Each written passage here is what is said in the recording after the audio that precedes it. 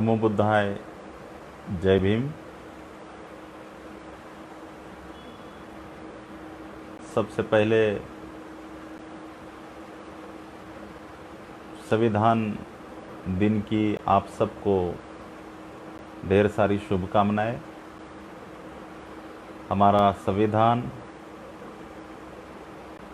हमेशा के लिए चिरायु हो, ऐसी एक मंगल कामना मैं यहाँ प्रस्तुत करता हूँ। और आज के इस विषय अनुसार आज का जो मार्गदर्शन है, उस मार्गदर्शन को मैं यहाँ शुरुआत करने जा रहा हूँ।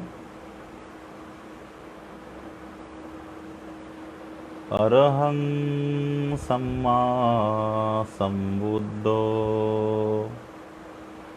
भगवा बुद्धं भगवन्तं अभिवादेमि। स्वाख्यातो भगवता धम्मो धम्मं नमस्सामि। सुपटिपन्नो भगवतो सावकसंघो संघं नमामि। अहं वन्दामि सर्वदा।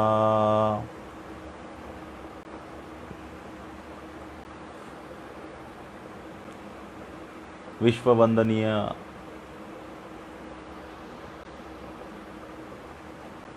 तथागत गौतम बुद्ध, उन्होंने बताया हुआ सधम्म, और उस सधम्म का पिछले 2500 सालों से दुनिया के अंदर प्रचार और प्रसार करने वाला पूजनीय भिक्षु संघ को मैं त्रिवार प्रणाम करता हूँ। हमारे मसीहा इस भारत देश के लोक नेता, समस्त पिछड़े वर्ग के उद्धारक, भारतीय संविधान के निर्माता, भारत रत्न परम पूज्य डॉक्टर बाबा साहब अम्बेडकर जी को, जिन्होंने इस देश में जो क्रांति की है धम्म की, उस धम्म क्रांति को मैं और डॉक्टर बाबा साहब अम्बेडकर जी को मैं यहाँ प्रणाम करता हूँ। डॉक्टर बाबा साहब अम्बेडकर जी के धम्म क्रांति में मैं पूरा जीवन समर्पित करता हूँ। आज मी रिपब्लिकन इस फेसबुक पेज पर ऑनलाइन आज 26 नवंबर से, यानी संविधान दिन से 26 जनवरी तक, यानी लोकतांत्रिक दिन तक, लोक प्रजासत्ताक दिन तक, इस समय के जो बीच का जो अंतराल है, उस अंतराल में इस फेसबुक के माध्यम से विचारों को प्रकट करने का जो अवसर यहाँ पे जिन्होंने हमें दिया है, हमारे महेंद्र निकालजे जी, इस विचारों से भारत के और महाराष्ट्र के अंदर से इस फेसबुक पेज पर जो जुड़े हुए, हिस्सा लिए हुए जो भाई है, बहना है, उन सबको यहाँ मैं मंगल कामना देता हूँ। हिंदी की थोड़ी सी दिक्कत होती है बोलने में, लेकिन ज़रूर हम प्रयास करेंगे। पिछली बार लास्ट टाइम में भी हिंदी में ही प्रवचन दिया था। पता नहीं आप लोगों को उस प्रवचन से कितना लाभ हुआ, कितनी जानकारी हुई, ये आप ही जान सकते हैं। लेकिन मुझे ऐसा लगता है, मैं ऐसा सोचता हूँ, मेरे भाषा पर आप गौर न करते हुए मेरी जो भावना है, मेरे जो विचार है, आप उसको अच्छी तरह से ढंग से समझ लेंगे, यही एक अपेक्षा करता हूँ। हमारे महेंद्र निकालजे साहब ने 15 दिन पहले मुझे फ़ोन करके इस विषय में बोला कि 26 नवंबर से 26 जनवरी तक जो इस दोनों के बीच में जो काल है, समय है, उस समय में एक नया विचारों का पैटर्न भंते जी हम आयोजित करना चाहते हैं, आपको कैसा लगता है? मैंने उनको तुरंत ही कहा ये अच्छा विचार है। हमारे निकालजे साहब का जो इंटेंशन है, उसके पीछे जो पर्पज़ है, उस पर्पज़ को मैंने उसको मतलब एहसास किया है। डॉक्टर बाबा साहब अम्बेडकर जी की विचारधारा पूरे देश और विश्व के लिए बहुत ज़रूरी है, महत्वपूर्ण है, लेकिन ये बाबा साहब की विचारधारा लोगों के भीतर बार बार पहुंचाने का काम थोड़ा धीरे चल रहा है। इसीलिए निकालजे साहब है, हमारा भिक्षु संघ है, अनेक कार्यकर्तागण है, हमारी महिलागण है, इन सब के माध्यम से एक मंच पर हमें जुड़ना है, एक मंच पर हमें एकत्रित एक होना है और हमारे विचारों को, बाबा साहब की विचारधारा को, बाबा साहब के मूवमेंट को, बुद्ध की विचारधारा को हमारे बीच, हमारे आने वाली पीढ़ी को, हमारे फ्यूचर को बताने का प्रयास इस माध्यम से हमें करना है। रिपब्लिकन इस शब्द में बड़ी ताकत है। इस शब्द की बहुत बड़ी गरिमा है। इस शब्द के साथ बड़ा अर्थ, मतलब उसमें अर्थ भरा हुआ है। इस शब्द को डॉक्टर बाबा साहब अम्बेडकर ने यहाँ पे हमारे सामने प्रस्तुत किया है। डॉक्टर बाबा साहब अम्बेडकर जी ने रिपब्लिकन शब्द हमारे सामने प्रस्तुत किया है, इसीलिए ये बहुत महत्वपूर्ण शब्द है। रिपब्लिकन में बाबा साहब ने देश का हित चाहा है। इस रिपब्लिकन शब्द के माध्यम से बाबा साहब ने राजनीतिक विचार को बदलाव लाने का प्रयास करने का विचार बाबा साहब ने आगे लाया है, सामने लाया है। लेकिन बाबा साहब हमारे बीच नहीं रहे, तो बाबा साहब के बाद हम सब पर ये पूरी जिम्मेदारी है कि बाबा साहब का जो रिपब्लिकन जो कंसेप्ट है, उस कंसेप्ट को हमें समझकर उस कंसेप्ट को हम राजनीतिक, सामाजिक, धार्मिक, अन्य जगह पर, अन्य क्षेत्रों में उस कंसेप्ट को हम उसका प्रचार करें, उसकी जन जागृति करें। यह हमारा कर्तव्य है, हमारी जिम्मेदारी है, ऐसा मैं समझता हूँ। बाबा साहब का जो रिपब्लिकन राजनैतिक विचार है, वो राजनैतिक विचार इस देश को आगे ले जाने के लिए, आगे बढ़ने के लिए बहुत ज़रूरी है, मैं ऐसा मानता हूँ। और इसीलिए हम सब एक साथ होकर, एक साथ मिलकर इस रिपब्लिकन के विचार को लोगों के भीतर जगाने का, लोगों के भीतर उसके प्रति मतलब उसकी गरिमा समझाने का काम हम जरूर करेंगे, ऐसा मुझे लगता है। तो आज का विषय हमारे यहाँ मुझे दिया गया है, इस विषय पर मैं उद्घाटकीय मार्गदर्शन करने मुझे यहाँ निमंत्रित किया है, मुझे अवसर दिया है। बौद्ध भिक्षु संघ की नियम एवं नीति, यही भारतीय संसद की कार्य पद्धति है। बहुत अच्छा विषय है, मैं ऐसा मुझे लगता है। भारत का संविधान ही पूरे बौद्ध भिक्षु संघ के विनय संहिता के आधार पर है, मैं ऐसा मानता हूँ। इसके प्रमाण मैं आगे चलकर आपको देने वाला हूँ। तो हम इसे थोड़ी देर के लिए समझ लेंगे। तो बौद्ध भिक्षु संघ, सबसे पहले हमें जानना चाहिए कि बौद्ध भिक्षु संघ कौन है, बौद्ध भिक्षु संघ क्या है, कौन थे भिक्षु संघ। इसके बारे में भी थोड़ी जानकारी मुझे आप लोगों को होनी चाहिए। इसके लिए मैं आपको बौद्ध भिक्षु संघ के बारे में कुछ चर्चा करना चाहता हूँ। भाइयों और बहनों, 2500 बरस पूर्व यानी ईसा पूर्व 6वीं शताब्दी में सामाजिक परिवर्तन के प्रवर्तक तथागत बुद्ध का जन्म उत्तर भारत में हुआ था। आप सब जानते हैं उसको, इस बारे में। जब तथागत बुद्ध ने अपना घर बार छोड़कर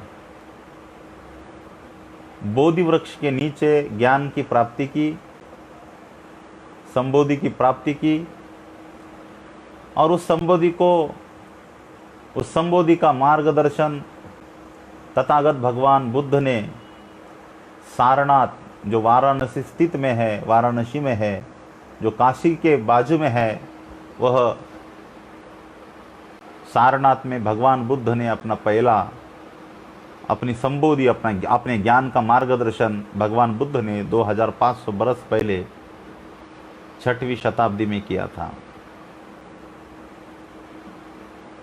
उस समय भगवान बुद्ध की शिक्षा को ग्रहण करने केवल 5 ही परिव्राजक थे, यानी सन्यासी थे। उन सन्यासियों को तथागत भगवान बुद्ध ने अपनी संबोधि का मार्गदर्शन किया।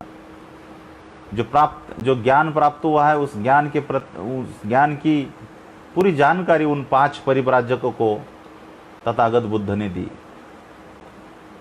ज्ञान यानी क्या था? अगर आप सोचेंगे भगवान बुद्ध का ज्ञान ऐसा क्या था उसमें, तो मुझे लगता है ज्ञान तो पहले भी था, अभी भी है। तो भगवान बुद्ध ने ऐसा क्या ज्ञान बताया, ऐसा आपको प्रश्न होगा।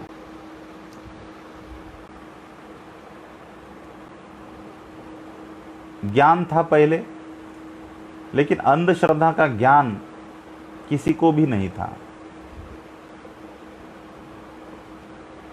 ऊंच नीचता का, जो विषमता का व्यवहार होता था, वो क्यों होता है, क्यों नहीं करना चाहिए, इसका ज्ञान किसी को नहीं था।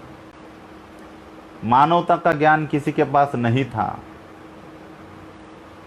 जो कर्मकांड है, वो कर्मकांड हमारे जीवन में योग्य है या अयोग्य है, इसका किसी को भी ज्ञान नहीं था।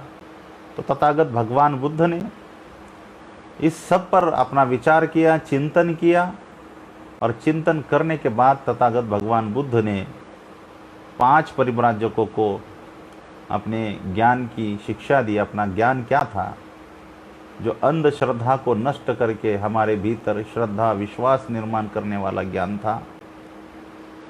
जो मानव समाज में, मानव समूह में जो व्यवस्था थी, वर्ण व्यवस्था थी, उस वर्ण व्यवस्था को खत्म करने की जो समानता भगवान बुद्ध ने बताई है, वो ज्ञान था। भगवान बुद्ध ने ज्ञान बताया। भगवान बुद्ध ने मोरालिटी यानी नैतिक जीवन क्या होता है, मानवता क्या होती है, उसके बारे में भगवान बुद्ध ने बताया। तो ऐसी शिक्षा भगवान बुद्ध के समय में, भगवान बुद्ध के पहले किसी भी धर्म के संप्रदाय के प्रमुख लोगों ने कभी भी नहीं दी थी। ऐसा एहसास उन 5 परिव्राजकों को हुआ था। इसीलिए वो लोगों ने वहाँ पे यही उदाहरण प्रस्तुत किया कि इसके पूर्व ऐसा ज्ञान हमने कभी किसी संप्रदाय के प्रमुख से, किसी धर्म के प्रमुख से हमने कभी नहीं सुना था। तो ये मानव हित का, जो बहुजन कल्याणवादी, जो बहुजन कल्याणकारी का जो ज्ञान था, वो ज्ञान भगवान बुद्ध ने भिक्षुओं को दिया। और तभी से भिक्षुओं को आदेश दिया कि चरत भिक्खवे चारिकं बहुजन हिताय बहुजन सुखाय आत्ताय हिताय लोकानुकंपाय। धम्म आदि कल्याण मज्ज कल्याण परियोसान कल्याण सात्य संव्यंजनं केवल परिपूर्णं शुद्धं ब्रह्मचर्यं प्रकाशेत। भिक्षुओं घूमो, लोगों के भीतर जाओ, हमेशा जाओ, लोगों के ऊपर दया अनुकंपा करके बहुजनों के कल्याण हेतु, बहुजनों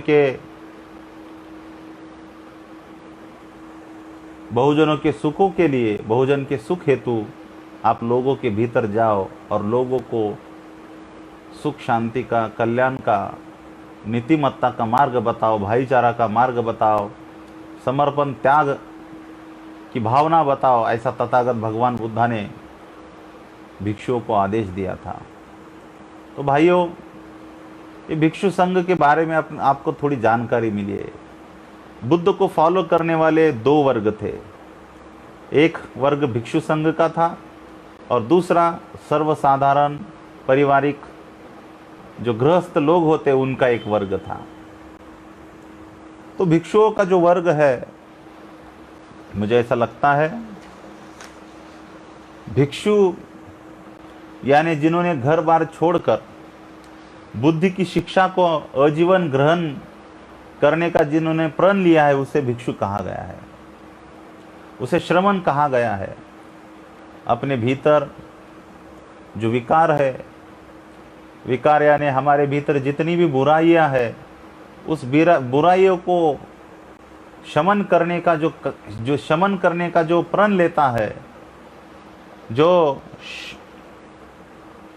शमन करने की जो दीक्षा लेता है, उसे भिक्षु कहा गया है। और जब भिक्षुओं की संख्या बढ़ी, बड़ी संख्या में भिक्षुओं की निर्माण हुआ, तब भिक्षु संघ की परिषद, मतलब भिक्षु संघ कहा गया है। भिक्षु संघ की परिषद को कहा है। हजारों भिक्षु जब एक जगह पे आते हैं तो भिक्षु संघ की परिषद कही गई है।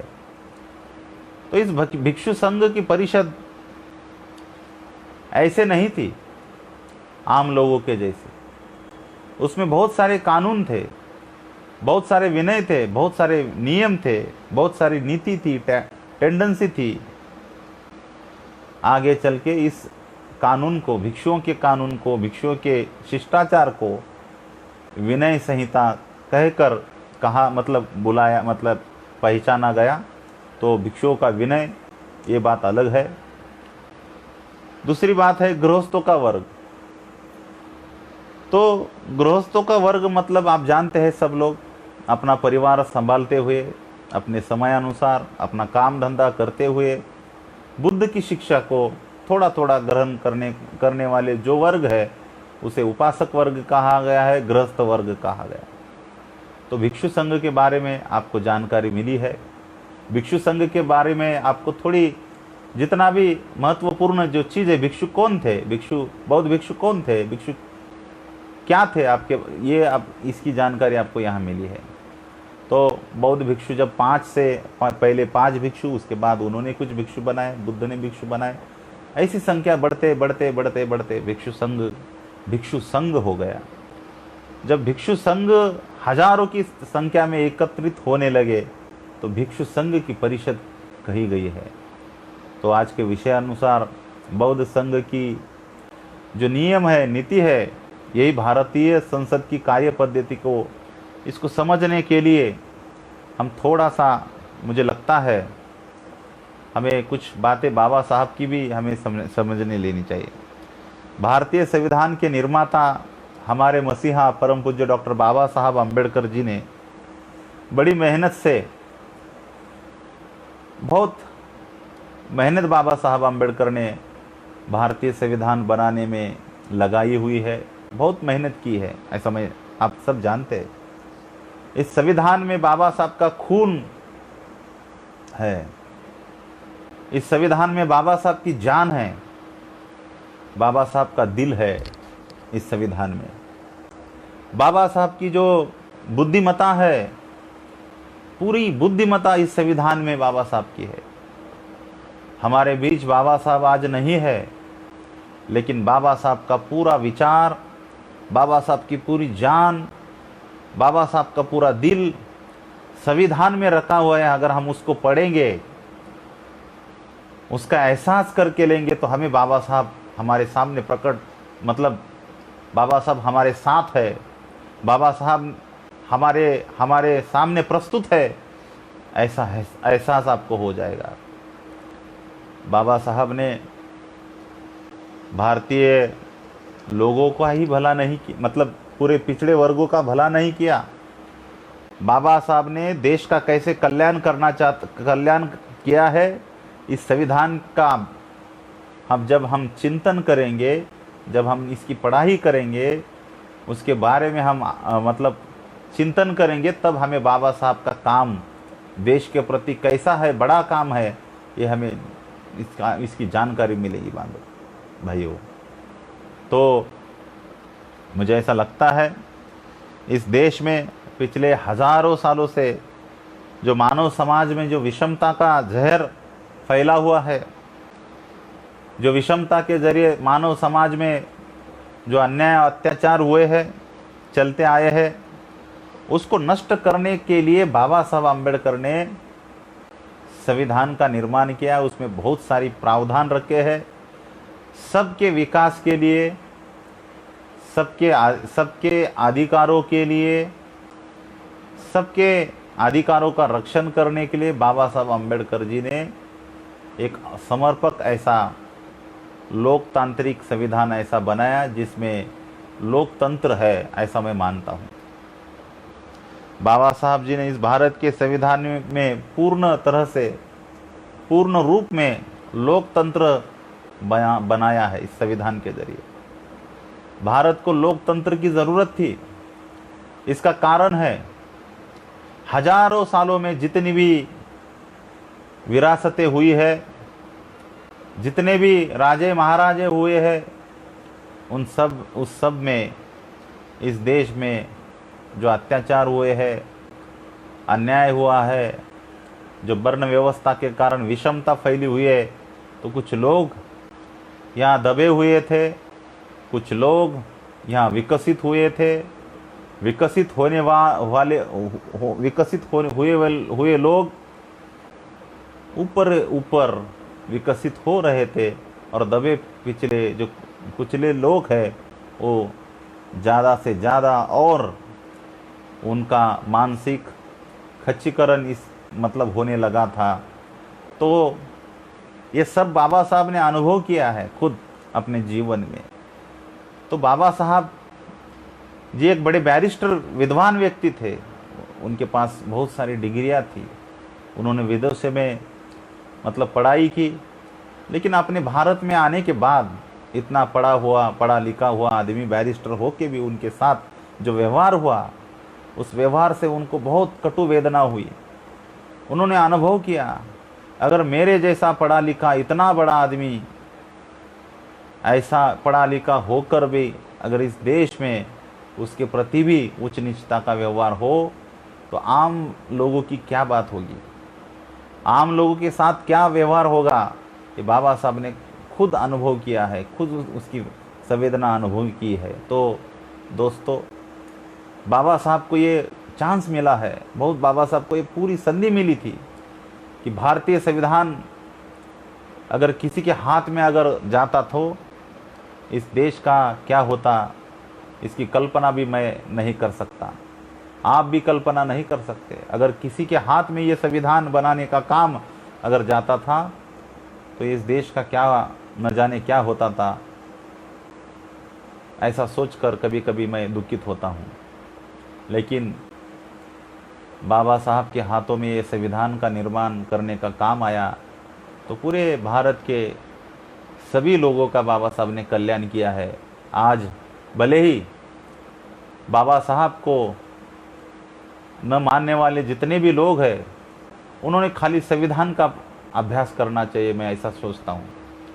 अगर वो बाबा साहब के संविधान को पढ़ेंगे तो उनको बाबा साहब का महत्व समझ में आएगा, बाबा साहब की गरिमा उनको समझ में आएगी। और मैं ऐसा मानता हूँ, ऐसा मैं उन सबको अपील करता हूँ, मैं निवेदन करता हूँ, जो बाबा साहब को न मानने वाले लोग हैं, उन सबको मैं विनती करता हूँ, निवेदन करता हूँ कि आप संविधान पढ़िए, आप पूरे दिलो दिमाग में पूरी श्रद्धा के साथ संविधान के हर शब्द को पूरी गरिमा से, पूरी मतलब श्रद्धा के साथ पढ़िए और समझिए कि ये किसके लिए बनाया है।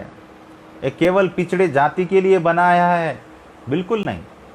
भारतीय संविधान केवल पिछड़े जाति के लिए नहीं बनाया है। भारत में जितने भी जन्मे हुए लोग हैं, भारत का जो नागरिक है, बच्चे से लेके बूढ़ा आदमी जो है, बूढ़े आदमी तक, स्त्री हो या पुरुष, उन सब के विकास के लिए, उन सब के हक और अधिकारों के लिए, उन सबको समान अधिकारों के लिए मिलने के लिए, उनके रक्षण के लिए, उनके हितों के लिए डॉक्टर बाबा साहेब आम्बेडकर ने इस भारतीय संविधान को लोकतंत्र में बनाया है, लोकतंत्र का रूप दिया है।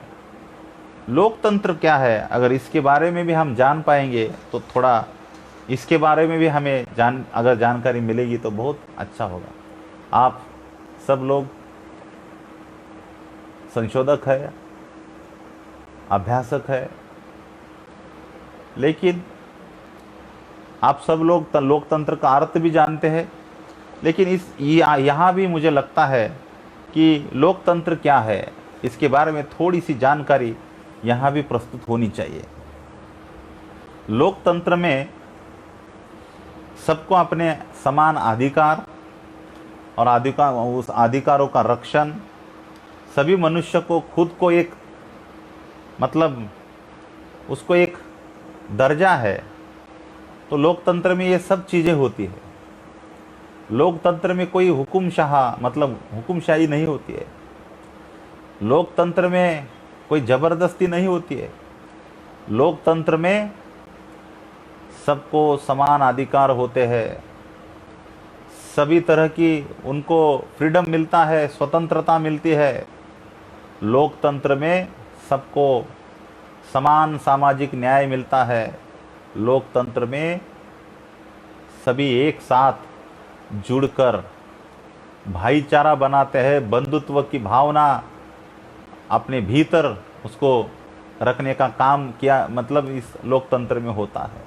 तो लोकतंत्र समानता, स्वतंत्रता और सामाजिक न्याय और बंधुत्व के सिवाय लोकतंत्र नहीं हो सकता है। जो भी कुछ राष्ट्र, जो भी कुछ देश है, अगर उन देशों के संविधान में समानता, स्वतंत्रता, न्याय और बंधुत्व का प्रावधान अगर नहीं है तो देश डेमोक्रेसी वाला नहीं है, वो लोकतांत्रिक देश नहीं है। उस देश की कानून व्यवस्था लोकतांत्रिक नहीं है। ये हमें इसे स्पष्ट रूप से तो बाबा साहब ने लोकतंत्र की व्याख्या बनाई है। बाबा साहब खुद कहते हैं, लोकतंत्र यानी लोगों का शासन है। सब बराबरी में होते हैं, वहाँ पे सब मिलजुल के रहते हैं, सब मिलजुल के यहाँ पे काम करते हैं। बाबा साहब कहते हैं कि लोगों के आर्थिक एवं सामाजिक जीवन में क्रांतिकारक बदलाव जो रक्त विरहित साधनों से यानी साधनों के जरिए से लाने वाली शासन पद्धति की अवस्था को ही लोकतंत्र कहा गया है। बाबा साहब कहते लोकतंत्र उसी को कहते हैं। आर्थिक एवं सामाजिक लोगों के जीवन में अपूर्व ऐसा क्रांतिकारक बदलाव जो रक्त विरहित मार्गों से, रक्त विरहित मतलब कोई हिंसा का व्यवहार नहीं, बड़े प्यार से, बड़ी बंधुता से, बड़ी भाईचारे के साथ, बड़ी सद्भावना के साथ जिस शासन पद्धति के माध्यम से जो शासन पद्धति चलाई गई है उसी को लोकतंत्र कहा गया है। हमारे संविधान में यही प्रावधान है। इसीलिए बाबा साहब ने लोगों को सामाजिक एवं राजनीतिक अधिकार देने के लिए बाबा साहब ने बुद्ध के बताए हुए स्वतंत्रता को, बुद्ध के बताए हुए समानता को, बुद्ध के बताए हुए सामाजिक न्याय को, बुद्ध के बताए हुए मैत्री को यानी बंधुत्व को, भाईचारे को बाबा साहब आम्बेडकर ने भारतीय संविधान में उसको लिखा हुआ है।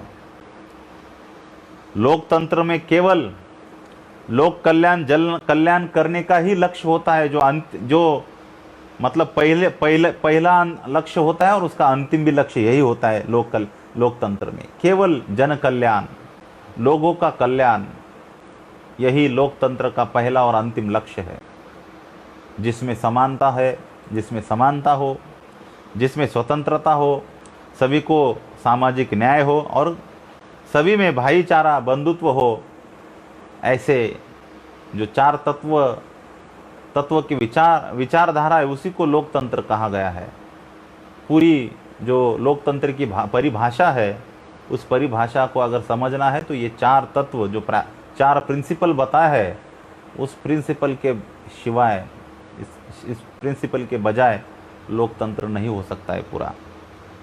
कहा जाता है, लोग कहते हैं, इतिहास में बताया गया है कि फ्रेंच से हमने राजनैतिक, मतलब फ्रेंच दुनिया में सबसे पहली बार फ्रेंच में राजक्रांति हुई है। अच्छी बात है। और कहा गया है उसमें भी कि फ्रेंच के राजनैतिक क्रांति में जो कानून व्यवस्था लाई है, तो उसमें सबसे पहले समानता, स्वतंत्रता, न्याय और बंधुत्व का प्रावधान रखा हुआ है। अच्छी बात है। लेकिन मैं ऐसा कहता हूं, मेरा बिल्कुल मानना है, जो फ्रेंच की पहली राजनैतिक क्रांति बताई है, उस राजनैतिक क्रांति को मैं पहली क्रांति नहीं मतलब मानता नहीं हूं। पहली क्रांति अगर हम राजनैतिक पहली क्रांति अगर हम सोचेंगे, जिसमें लोकतंत्र की क्रांति सोचेंगे, तो हम लोकतंत्र की बात अगर करते हैं, तो दुनिया में सबसे पहले लोकतंत्र के जितने भी प्रमाण मिलते हैं, सब वो प्राचीन काल में बुद्ध के समय में मिलते हैं। इसकी जानकारी हमें यहाँ पे, मतलब इसकी जानकारी होनी चाहिए, ऐसा मुझे लगता है। फ्रेंच के राजक्रांति की हम स्वागत करते हैं। फ्रेंच के राज्य क्रांति में समानता है, स्वतंत्रता है, न्याय व्यवस्था है, भाईचारा है। लेकिन ये चार तत्व फ्रेंच ने कहाँ से लिए, फ्रेंच के राज व्यवस्था ने कहाँ से लिए, इसका भी एक सवाल है, अब हमारे सामने है। तो मैं ऐसा सोचता हूँ कि फ्रेंच भले ही बताता है, लेकिन इसके पूर्व अगर हम प्राचीन काल में देखेंगे, तो बुद्ध के काल में लोकतंत्र की परिभाषा क्या होती है, लोकतंत्र क्या होता है, इसके प्रमाण बुद्ध के समय में, बुद्ध काल के समय में 2500 साल पूर्व, ईसा पूर्व 6वीं शती में मिलता है। अगर हम इसका पहला प्रमाण हम देखेंगे, तो बुद्ध ने जो शिक्षा दी है, तो बुद्ध की शिक्षा किस आधार पर थी? बुद्ध ने किसी के साथ उच्च नीचता का व्यवहार नहीं किया। बुद्ध ने सबको समान देखा है। मनुष्य प्राणी कहकर, मनुष्य में कोई अलग अलग की जाति नहीं होती है, भगवान बुद्ध ने पहले कहा है।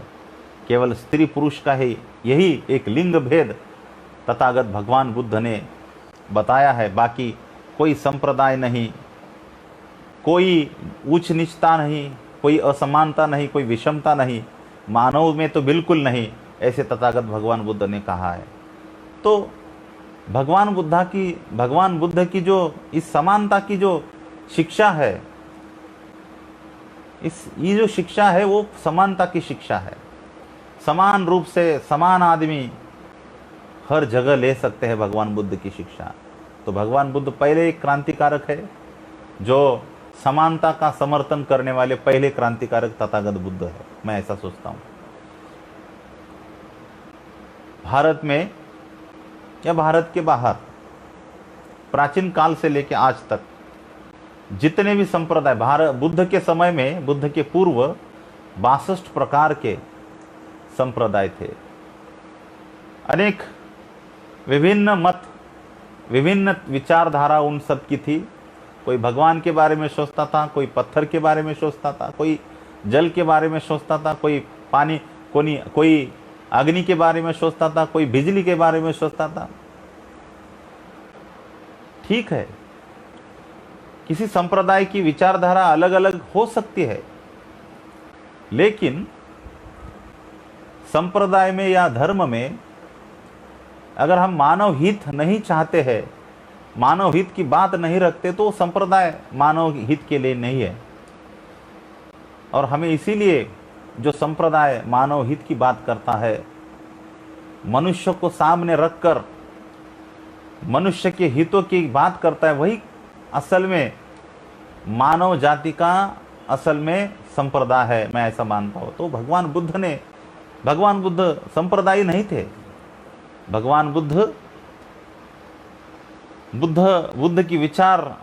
एक विचारवंत थे, बुद्ध एक सुधारक थे, सामाजिक समानता के पुरस्कर्ता थे। बुद्ध एक सामाजिक परिवर्तन के एक मार्गदर्शक थे। तो बुद्ध ने अपने शिक्षा में किसी को तू पिछड़ा जाति का है इसीलिए तू मेरी शिक्षा ग्रहण करने नहीं आ सकता है, तू काला है इसीलिए मेरी शिक्षा ग्रहण करने नहीं आ सकता है, ऐसा बुद्ध ने कभी किसी को रोका नहीं है। बुद्ध ने सबको अपनी शिक्षा समान बांटी है। ये बुद्ध का ये जो व्यवहार है, बुद्ध ने सबके प्रति प्रेम भावना व्यक्त की है। सबका मंगल हो, भवतु सब मंगलम, सबका मंगल हो। जो ये शब्द है सब यानी सबका मंगल हो, जो भगवान बुद्ध की जी जो है बहुजन कल्याणं, भगवान बुद्ध ने पहले ही कहा है कि बहुजन यानी बहुत सारे लोग, कोई पिछड़ा जाति का आदमी नहीं, पिछड़े जाति के समूह के लिए भगवान बुद्ध की शिक्षा नहीं थी। बहु अधिक जन यानी लोग, और बहु यानी बहुत सारे, जो किसी भी धर्म या संप्रदाय के हो सकते हैं, किसी भी प्रांत के हो सकते हैं, उन सब के लिए भगवान बुद्ध ने अपनी शिक्षा प्रस्तुत की है। तो बुद्ध की शिक्षा समानता के आधार पर थी, ये हम जानते हैं। बुद्ध का जो भी भगवान बुद्ध का मार्गदर्शन था, उस मार्गदर्शन को ग्रहण करने के लिए भगवान बुद्ध ने कोई सीमा नहीं रखी, कोई भेदभाव नहीं रखा। सब लोग उस समय के तत्कालीन जो वर्ण व्यवस्था थी, जैसे कि ब्राह्मण, क्षत्रिय, शूद्र, ब्राह्मण, क्षत्रिय, वैश्य और शूद्र, इन चारों वर्णों के लोग तथागत बुद्ध के पास बड़ी तादाद में आते थे। वहाँ कोई वर्ण व्यवस्था नहीं होती थी, वहाँ कोई ऊंच नीचता का व्यवहार नहीं होता था। ये जो शिक्षा है भगवान बुद्ध की, जो मानवता की शिक्षा है, उसमें समानता है, उसमें स्वतंत्रता भी है। भगवान बुद्ध ने कहा है स्वतंत्र रूप से, कोई भी इसमें सबको स्वतंत्रता थी, किसी के ऊपर कोई रोक नहीं था। अपने विचार कोई भी प्रकट करता था, विचारों को कोई भी अपने भीतर उसको लाता था।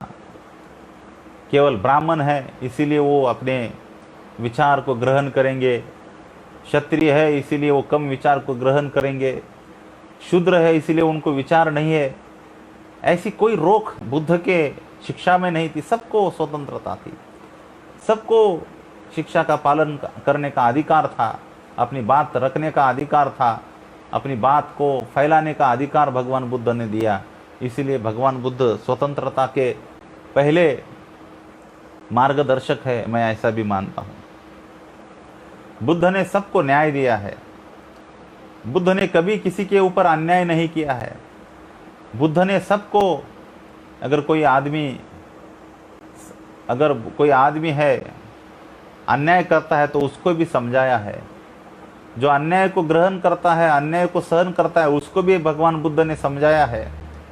इसीलिए भगवान बुद्ध ने हिंसा जो हिंसा बताई है, उस हिंसा को भगवान बुद्ध ने रोक लगाई है। भगवान बुद्ध ने अहिंसा की बात कही है, तो अहिंसा के माध्यम से इस दुनिया में हिंसा बंद करने का प्रयास सर्व पहले तथागत भगवान बुद्ध ने किया है। तो कोई डर नहीं है, कोई संकोच नहीं है, कोई हमारे बीच किसी भी प्रकार की शंका नहीं है। आज हम खुले तरह से हम अपने न्याय की भावना, हम व्यक्त कर सकते हैं।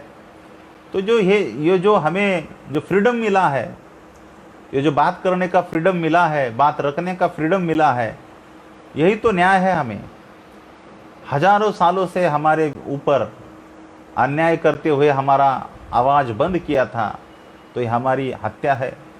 हमारे विचारों की हत्या की थी, हमारे जीवन की हत्या की थी। लेकिन बाबा साहब ने भारतीय संविधान के माध्यम से लोकतंत्र में जो न्याय दिया है, सामाजिक न्याय दिया है, वो सामाजिक न्याय की भावना तथागत भगवान बुद्ध ने 2500 साल पहले भगवान बुद्ध ने सबसे पहले रखी थी, ऐसा मैं सोचता हूँ।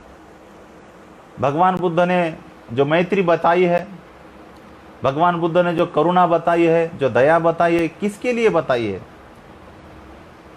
भगवान बुद्ध ने भवतु सब मंगलम क्यों कहा गया है, क्यों कहा है?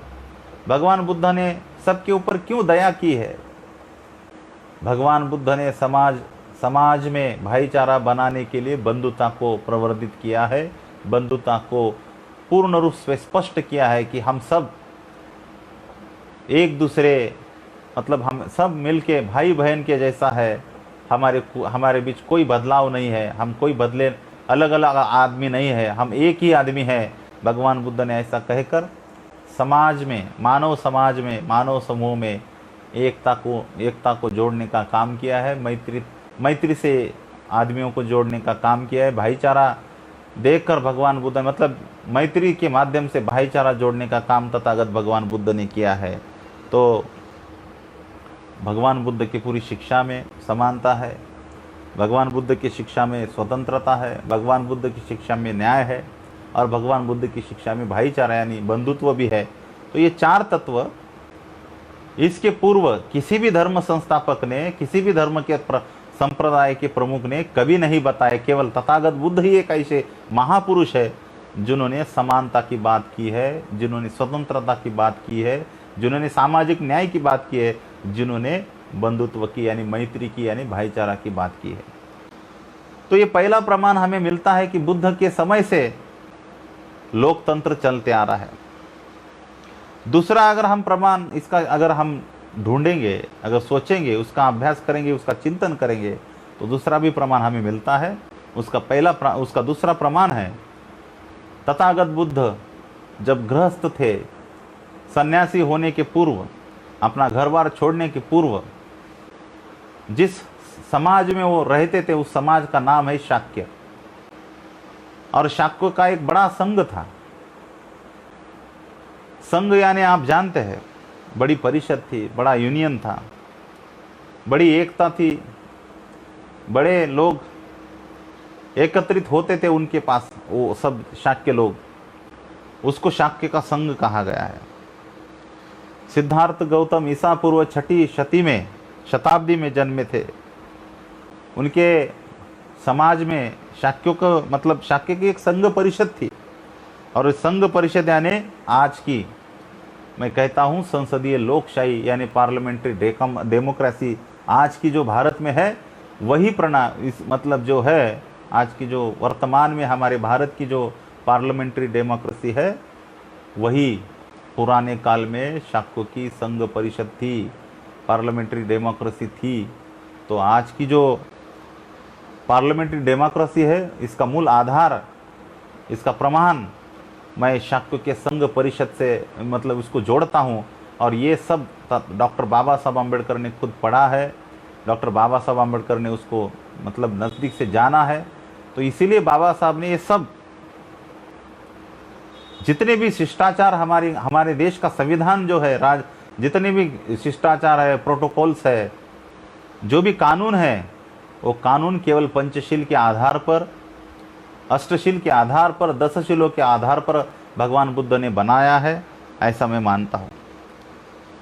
जिसमें आज के लोकतंत्र का राजनीतिक शिष्टाचार हो, प्रोटोकॉल हो, ऐसी सभी कानून की व्यवस्था जो बनी हुई है, उसका मूल आधार बुद्ध के समय के शाक्यों के संघ परिषद का है, ऐसा मैं सोचता हूँ। क्या था शाक्यों के संघ परिषद के कुछ नियम थे, कुछ कानून थे, उसको हम जरा मतलब उसको गौर करेंगे, उसका चिंतन करेंगे। आज हमारे देश के संसद के अंदर जो भी प्रोटोकॉल्स है, जो भी राजनीतिक शिष्टाचार है, राजा हो या कोई सांसद हो, जितने भी लोग हैं, मिनिस्टर हो या कोई भी हो, वो सब एक प्रोटोकॉल के अनुसार एक शिष्टाचार को बंधे हुए हैं और उस माध्यम से उस शिष्टाचार को सामने रखते हुए इस देश को चलाते हैं। तो जो इसका पूरा मूल आधार, इसकी लिंक मैं शाक्य के संघ परिषद में जैसा होता था, बिल्कुल आज अब हमारे संविधान में होता है। मैं ऐसा आपको यहाँ पूरे अधिकार रूप से मैं यहाँ पर आपको मतलब कहने जा रहा हूँ, प्रस्तुत कर रहा हूँ।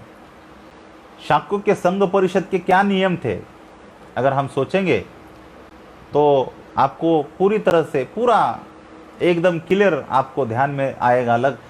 आपको उस एहसास होगा कि यही नियम हमारे संविधान में बाबा साहब ने रखे हैं। शाक्यों के संघ परिषद में क्या क्या नियम थे? तो शाक्यों के हर परिवार के सदस्य को संघ परिषद का सदस्य होना अनिवार्य था। जैसे कि आज हमारे भारतीय संविधान में हम सबको बाबा साहब ने वोट का अधिकार दिया। कोई भी अगर 18 साल का लड़का या मतलब 18 साल की लड़की हो या 21 साल का लड़का हो, मतलब 18 उम्र जो है उसकी जो भी आदमी होता है, स्त्री होती है, उन सबको यहाँ चुनाव में अपना मत, अपना वोट डालने का अधिकार मिला है। ये वोट डालने का अधिकार जो लिया है, वोटिंग करने का जो हमें अधिकार मिला है, सबको समान अधिकार मिला है, यही तो है शाक्य के संघ परिषद में जो हर परिवार को संघ के परिषद का सदस्य होने का जो अनिवार्य जो है, कंपलसरी है, वही नियम बाबा साहब ने हमारे संविधान में इस वोटिंग के जरिए हमें लगाया है। अगर वोट देने वाले अगर नहीं बने तो वोट चुनने वाले, हम वोट में चुनाव लड़ने के लिए भी हम पात्र नहीं है। बिल्कुल उसी तरह जैसे कि शाक्य के संघ परिषद में, शाक्य के संघ परिषद में भी वैसा ही है। हर परिवार के सदस्य को उस शाक्य संघ परिषद का पहले मेंबर होना जरूरी है। अगर वो मेंबर नहीं होते हैं तो उस देश का राजा भी नहीं वो बन सकता है, ये बात ज़रूरी है। तो बिल्कुल उसी तरह बाबा साहब ने ये प्रावधान रखा है, ये नियम किया है, हमारे कानून में व्यवस्था की है, संविधान में। सबको अपनी बात रखने का अधिकार है। हमारे संसद में क्या चलता है, हमारे आदमी चुनकर वहाँ जाते हैं देश चलाने के लिए। उस संसद में बहुमत से जो सत्ता में आए हुए आदमी है वही केवल बात करते हैं, ऐसी बात नहीं है। अपोजिशन वाले भी बात करते हैं, कोई अपक्ष है उसको भी बात करने का अधिकार है। कोई छोटी पार्टी का हो, कोई बड़े पार्टी का हो, कोई विपक्ष में है, कोई अपक्ष में है, कोई सत्ता में है, उन सबको अपनी बात रखने का अधिकार है। हम सब चुनकर हमारे प्रतिनिधियों को वहाँ भेजते हैं और वो हमारी बात को वहाँ रखते हैं, तो वहाँ कोई रोक नहीं है। बिल्कुल उसी तरह शाक्य के संघ परिषद में भी ऐसा ही नियम था 2500 साल पहले। सबको अपनी बात रखने का संघ परिषद में सबको अधिकार था। बिल्कुल इसी तरह हमारे संसद में भी वही चलता है। किसी विषय पर सामूहिक चर्चा करना संघ परिषद का मुख्य लक्ष्य था, काम था, कार्य था। आज जितने भी बिल्स होते हैं, विधेयक होते हैं, उन पर चर्चा होती है। अपोजिशन वाले चर्चा करते हैं, अपक्ष वाले चर्चा करते हैं, सत्ता वाले चर्चा करते हैं। बहुत दिनों तक ये चर्चा चलती रहती है। बिल्कुल उसी तरह प्राचीन काल में, मतलब अभी जो चलता है हमारे भारत के भीतर, हमारे संविधान के जरिए, संविधान के शिष्टाचार के जरिए, अभी जो हमारे संसद में जो भी चलता है, राज्यसभा में और लोकसभा में, बिल्कुल उसी तरह शाक्य के संघ परिषद में भी यही कानून व्यवस्था थी। तो मैं ऐसा सोचता हूँ अभी की जो कानून व्यवस्था भारत के संविधान के जरिए जो शिष्टाचार में लाई है, वो कानून व्यवस्था प्राचीन काल में शाक्य के संघ के परिषद में थी। ऐसे प्रमाण मैं आपको दे रहा हूँ। यहाँ पे विरोध करने का भी सबको अधिकार था उस समय शाक्य के संघ के परिषद को। आप जानते हैं सिद्धार्थ गौतम ने जब घर छोड़ा था, किस कारण छोड़ा है? शाक्य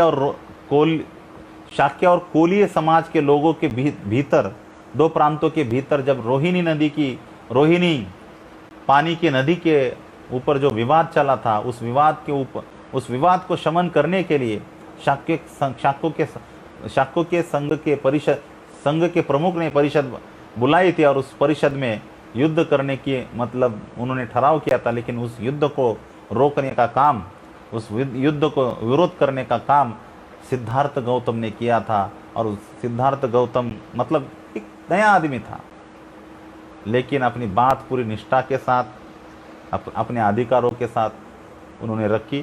तो उसकी मतलब विरोध करने को भी सबका मतलब जो बात अपनी रखनी है, विरोध है तो उसको भी रखने का एक अधिकार उसमें था। तो आप जानते हैं यही आज भी हमारे संसद में यही होता है। बहुमत करने का भी प्रावधान शाक्यों के संघ परिषद में था। बिल्कुल आज भी हमारे देश में जो संघ बहुमत चलता है, बहुमत यानी लोकतंत्र है। अपने सबको विचार, बहुमत यानी अपने विचार सबको पसंद होना। उस समय में भी चलता था, अभी भी चल रहा है। और उसमें एक और बात है, शाक्य के संघ के परिषद में महत्वपूर्ण बात है। उस समय के तत्कालीन शाक्य का प्रदेश था, बिल्कुल उस शाक्य के प्रदेश को रक्षण करने के लिए आपातकाल में, इमरजेंसी में, वो सब शाक्य सभी लोग, अपोजिशन हो या कोई छोटा हो मोटा हो, राजा हो, वो सब लोग एक संघ होकर आपातकाल के समय में, इमरजेंसी के समय में वो सब लोग इकट्ठा होकर देश का रक्षण करते थे।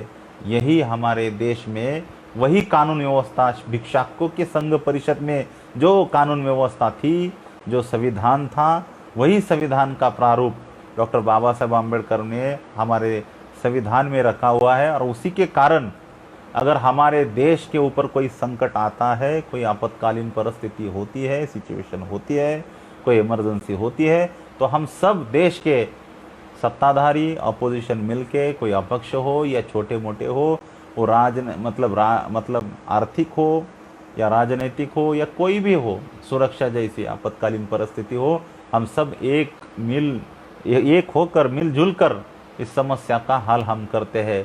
तो ये जो पूरी कानून व्यवस्था है, ये कानून व्यवस्था बुद्ध के समय से चलते आए हुए, बुद्ध के तत्व ज्ञान से, बुद्ध के दर्शन से हमारे बीच आई हुई है। और इसका प्रमाण डॉक्टर बाबा साहब आम्बेडकर ने, जो बाबा साहब ने हमारे बीच जो संविधान किया है, उस संविधान में पूरा बुद्ध का दर्शन, बुद्ध की शिक्षा, बुद्ध के समय का इतिहास, मतलब जो भी कानून व्यवस्था थी वो कानून व्यवस्था यहाँ पर आई है। तो मैं अभी इतना अगर आपको हम बताते हैं तो आपको अभी इसके बारे में पता चला होगा कि ये फ्रेंच की राजक्रांति से हमने सब कुछ लिया, ये गलत है, ये बिल्कुल गलत है। हमने तो पूरी जो भारतीय संविधान की कानून व्यवस्था है वो बुद्ध के समय से, बुद्ध की शिक्षा से, बुद्ध भिक्षु संघ के विनय से हमने लिए। बुद्ध के जो भिक्षु संघ है, भिक्षु संघ में भी शिष्टाचार था। भिक्षु संघ की परिषद थी, 1 2 भिक्षु, 2 3 4 भिक्षु यानी भिक्षु संघ है।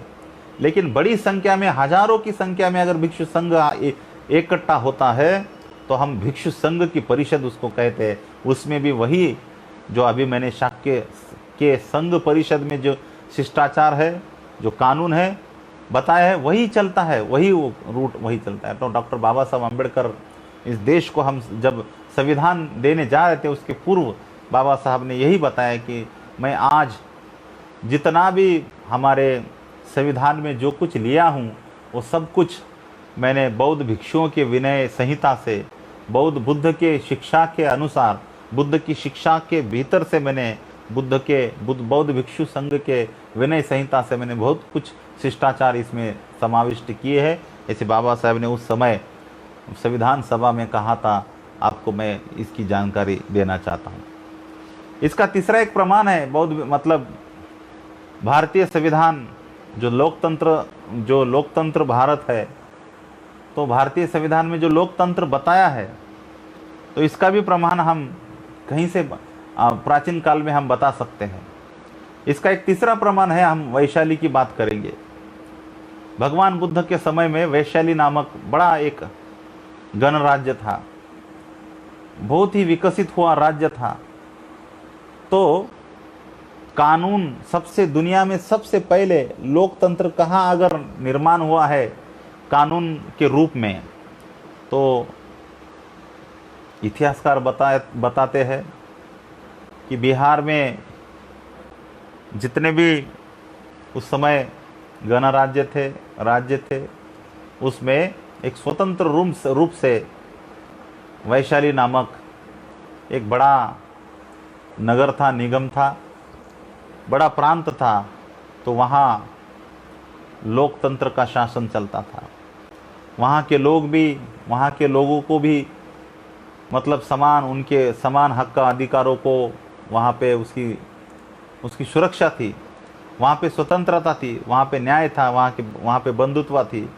और मतलब वैशाली में दुनिया का सबसे पहला लोकतंत्र कानून व्यवस्था वहाँ पे चलाई गई है।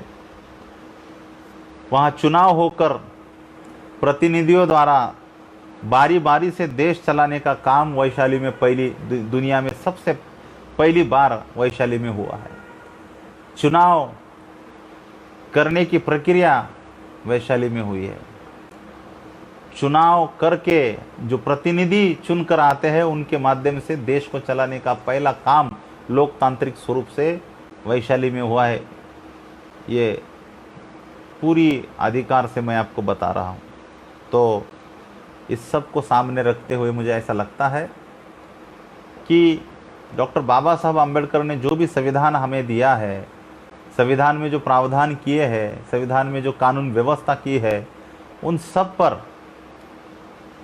बुद्ध की शिक्षा का, बुद्ध ने जो शिक्षा के माध्यम से जो दर्शन बताया है समानता का, समता, स्वतंत्रता, बंधुत्व और न्याय का, ये चार जो लोकतांत्रिक प्रिंसिपल है, ये चार लोकतांत्रिक प्रिंसिपल से ही मानव समाज सुखी हो सकता है।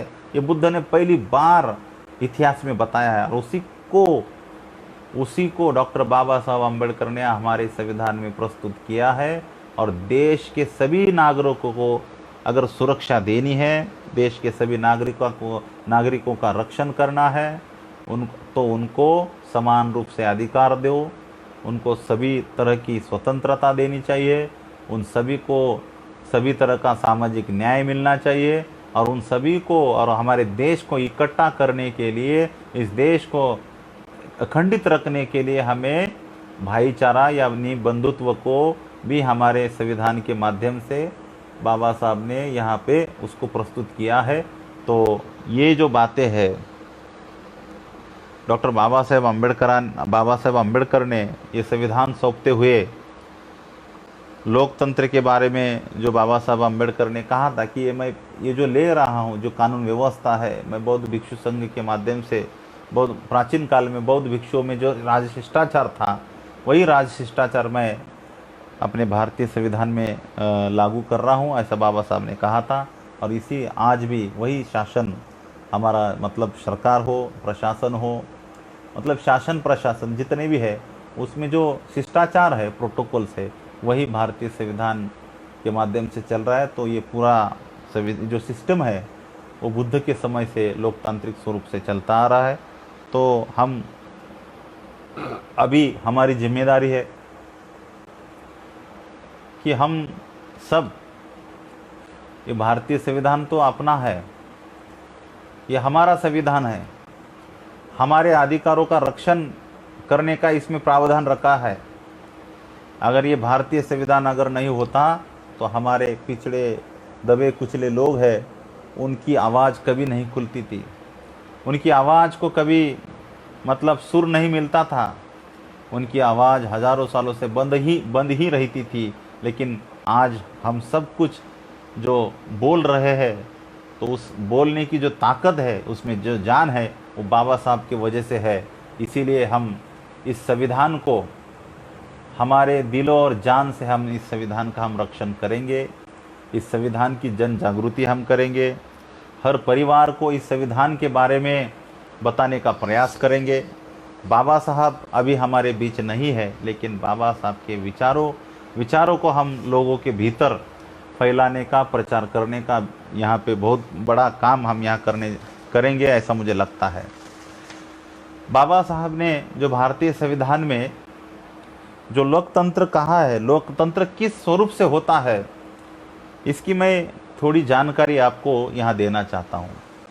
अपने भारतीय संविधान में बाबा साहब ने जो शुरुआत में जो भारतीय संविधान का जो मूल ढांचा, जो प्रियम्बल बताई है, जो उद्देशिका बताई है, वही उद्देशिका में ही बाबा साहब ने हमारे संविधान की पूर्ण जो गरिमा है, बाबा संविधान का जो पूरा संविधान का जो मेन शुरुआत का जो लेख है, आलेख है, वो बाबा साहब ने बताया, जिसमें न्याय है, स्वतंत्रता है, बंधुता है और समानता है। तो मैं उस प्रेम्बल को मैं यहाँ ज़रूर प्रस्तुत करना चाहता हूँ। बाबा साहब ने जो प्रेम्बल रखा है भारतीय संविधान के माध्यम से, तो प्रेम्बल में यहाँ ज़रूर मैं आपके सामने पढ़ना चाहूँगा, बताना चाहूँगा। और ये पढ़ने के बाद आप सबको ज्ञात होगा, एहसास होगा कि बाबा साहब अम्बेडकर ने जो लोकतंत्र बनाया है, वो लोकतंत्र बुद्ध के काल से, बुद्ध के शिक्षा से, बौद्ध भिक्षु संघ के विनय से, शाक्यों के संघ परिषद से, मतलब जो पार्लियामेंट्री जो डेमोक्रेसी बनाई है, वो कैसी बनाई है कानून व्यवस्था में, इसकी जानकारी इस प्रेम्बल के माध्यम से हमें मतलब मालूम होगी। तो मैं यहाँ आप सबके सामने इस प्रेम्बल को पढ़ना चाहता हूँ। इस प्रेम्बल का अर्थ आप यहाँ अगर मैं पढ़ूंगा भी तो आपको समझ में आएगा कि ये क्या है, लोकतंत्र हमारे भारत देश का कैसा है। इसी कारण हमारा लोकतंत्र मतलब भारत का संविधान दुनिया में सबसे बड़ा, महत्वपूर्ण और पूर्ण रूप से लोकतांत्रिक संविधान कहा गया है। अमेरिका का संविधान भी है, ऑस्ट्रेलिया का भी संविधान है, हर जगह पे संविधान है, लेकिन हर संविधान में लोकतंत्र है या नहीं, लोकतंत्र पूरा है नहीं होगा, ये मैं पूरी अधिकारवाणी से कह सकता हूँ। तो हमारे भारत के संविधान का प्रेम्बल क्या बताए जो लोकतांत्रिक स्वरूप में है। तो बाबा साहब कहते हैं हम भारत के लोग भारत को एक संपूर्ण प्रभुत्व संपन्न, समाजवादी, धर्मनिरपेक्ष, लोकतंत्रात्मक गणराज्य बनाने के लिए तथा उसके समस्त नागरिकों को सामाजिक, आर्थिक और राजनैतिक न्याय, विचार, अभिव्यक्ति, विश्वास, धर्म और उपासना की स्वतंत्रता, प्रतिष्ठा और अवसर की समानता प्राप्त कराने के लिए तथा उन सब में व्यक्ति की गरिमा और राष्ट्र की एकात्मता और अखंडता सुनिश्चित करने वाली बंधुता को बढ़ाने के लिए दृढ़ संकल्प होकर अपनी संविधान सभा में आज तारीख 26 नवंबर 1949 को एतद द्वारा इस संविधान को अंगीकृत, अनियमित, अधिनियमित और आत्म अर्पित करते हैं। ऐसा प्रेम्बल में बाबा साहब मतलब ऐसा प्रेम्बल बाबा साहब ने भारतीय संविधान का बनाया। तो इसमें जो लोकतंत्र में जो 4 चीज़ें बताई है, स्वतंत्रता, समानता, न्याय और बंधुता, ये चारे चीज़ें, ये चारे प्रिंसिपल भारतीय प्रेम्बल में बताइए। पूरा संविधान हम जब पढ़ेंगे तो उसमें सब ये जानकारी मिलेगी, लेकिन प्रस्तुत जो प्रेम्बल है उसमें पूरा बाबा साहब ने बुद्ध की शिक्षा को, बुद्ध के बौद्ध भिक्षुओं के विनय संहिता को यहाँ लाने का मतलब ये सब इसकी भारतीय संविधान की मूल आधार बुद्ध की शिक्षा है, ऐसा मैं मानता हूँ। तो मैं आप सबको इस माध्यम से मैं ये बात कहूँगा, मैं इस रिपब्लिकन पेज के माध्यम से कहूँगा, जो बाबा साहब की रिपब्लिकन विचारधारा है, उस रिपब्लिकन विचारधारा में भारतीय संविधान के माध्यम से यहाँ के सभी वर्गों को राजनीतिक अधिकार मिलने चाहिए, राजनीतिक स्वतंत्रता मिलनी चाहिए, राजनीतिक तौर से उनको न्याय मिलना चाहिए, और इस देश को चलाने के लिए, इस देश का अखंड रखने के लिए हमें हमारे बीच बंधुता को, भाईचारा को बढ़ावा देना चाहिए, ऐसा मुझे लगता है।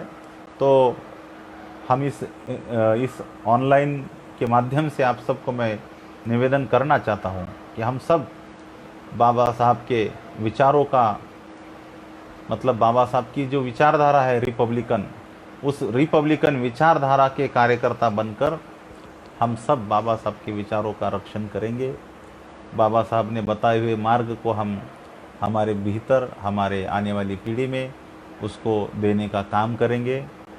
तभी बाबा साहब की विचारधारा आगे चलकर हजारों साल तक मतलब टिकी रहेगी। तो बाबा साहब का विचार हमें भारत के अंदर मतलब लाने के लिए इस फेसबुक लाइव के माध्यम से जितने भी लोग जुड़े हैं, सुनने वाले हैं, मैं उन सब से निवेदन करता है कि हम सब बाबा साहब के विचारों के कार्यकर्ता बनकर बाबा साहब के विचारों को फैलाने का काम करेंगे। तो मैं आज इस 26 नवंबर से शुरू हुई जो मार्गदर्शन मालिका है, अब इसका समापन 26 जनवरी को होने वाला है। तो इसके उद्घाटकीय मार्गदर्शन हेतु मुझे मार्गदर्शन करने का अवसर मुझे यहाँ जो मिला है, तो उसका मैं यहाँ पूर्ण रूप से मैं मतलब आनंदित हूँ। हमारे निकालजे साहब ने यहाँ पे मुझे इसको मतलब ये अवसर दिया है। तो हम सब मिलके बाबा साहब का काम करेंगे। आने वाली संख्या में मुझे ऐसा लगता है फेसबुक के माध्यम से हम केवल ऑनलाइन हम इकट्ठा हो रहे हैं, लेकिन कहीं ऐसी जगह हो सकती है कि हम सब एक जगह पे आकर, मतलब ऑनलाइन नहीं तो ऑफलाइन हम सब एक जगह पे आकर बाबा साहब के विचारों को बढ़ावा देने के लिए अपने विचार प्रस्तुत करने का प्रयास करेंगे। यही मेरी एक अपेक्षा है। तो हमारे निकालजे साहब है, वो कोऑर्डिनेटर है, तो उनके माध्यम से हम ये सब काम करेंगे। तो हम सब बाबा साहब का मिशन जो बाबा साहब का जो जितना भी मिशन है, जैसे कि धर्म का मिशन है, बाबा साहब का राजनैतिक मिशन है, बाबा साहब का शिक्षा का मिशन है, बाबा साहब का भारतीय संविधान को भारत के अंदर लागू करने का मिशन है। तो ये सभी मिशन को हमें आगे बढ़ावा देना है और भारत के संविधान का रक्षण करना है। भारत के संविधान को कुछ लोग बदलने की भाषा करते हैं, लेकिन भारत के संविधान को कोई बदल नहीं सकता है। लेकिन हमें इसका बार बार विरोध भी करना चाहिए, ऐसे मुझे लगता है। तो हम सब मिलके एकजुट होकर भारतीय संविधान की रक्षा करें, बाबा साहब के विचारों की रक्षा करेंगे, बाबा साहब के विचारों का फैलाव प्रचार प्रसार करेंगे। यही एक आशा मतलब जताता हूँ। और मेरा अपना मैं जो भाषा में हिंदी भाषा, यहाँ पे मुझे बहुत सारी दिक्कतें हिंदी बोलने में आती है, लेकिन मुझे जैसा आता है, उचित लगता है, मैं वैसी भाषा में हिंदी भाषा को मैंने प्रस्तुत किया है। निश्चित ही रूप से आप सब लोग मेरे भावना को समझेंगे, मेरे विचारों को समझेंगे, एक अपेक्षा करके मैं यहाँ पे अपनी बात समाप्त करता हूँ। आपके प्रति मंगल कामना व्यक्त करता हूँ। आप सभी का मंगल हो, आप सबका कल्याण हो। साधु साधु साधु।